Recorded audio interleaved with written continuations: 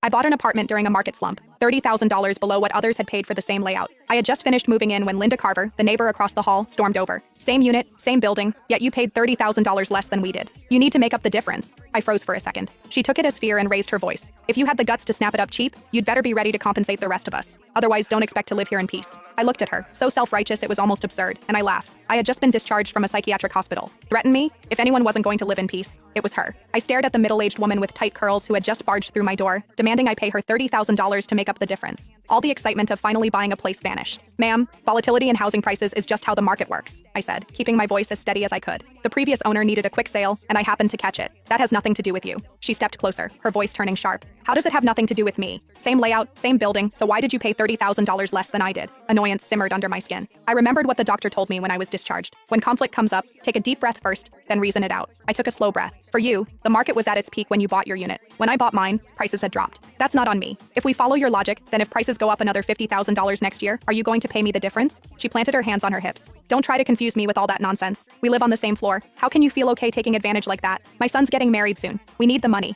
You bought it cheap, so you make up the difference. If you don't fix this, don't expect to live here in peace. I let out a short laugh, irritation bubbling over before I could respond. She suddenly lunged toward my luggage, reaching straight for my bag. Where's the money? Hand it over. $30,000 and not a cent less. A flash of anger shot through me. How could someone be this unreasonable? I was just about to pull out my phone and dial 911. The moment she saw what I was doing, she spun around and headed back to her unit. As she left, she tossed over her shoulder. If you don't pay up, we'll see how long you last here. I gave a cold laugh and ignored her, shutting the door behind me. That afternoon, I went downstairs to Harper's Corner store to pick up some essentials. Denise Harper, the owner in her 50s, scanned me up and down before asking, "You just moved in? 6th floor?" I nodded. She glanced outside, then lowered her voice. "Linda Carver from 601 just posted in the resident group chat saying you bought the place to run some kind of shady business." I froze. "What?" She sighed. "You got that apartment cheap. Their family can't accept it." She pulled up the chat and showed me. The messages were filthy. Linda Carver. At everyone. What do you reckon the woman who just moved into the 6th floor does for a living? I've lived for over 50 years. I know how to read people. What decent young woman lives alone in a place that expensive? You all know what that means. Now that you say it, yeah, that's suspicious. Where would such a young girl get that kind of money? Those kinds of gigs out there pay fast. Don't let her ruin the atmosphere of this place. Heard she's not bad looking? That makes it even more likely. Anyone got her contact? Just curious? Haha, not gonna do anything. Denise shook her head. They drove out the last person who lived in your unit the same way.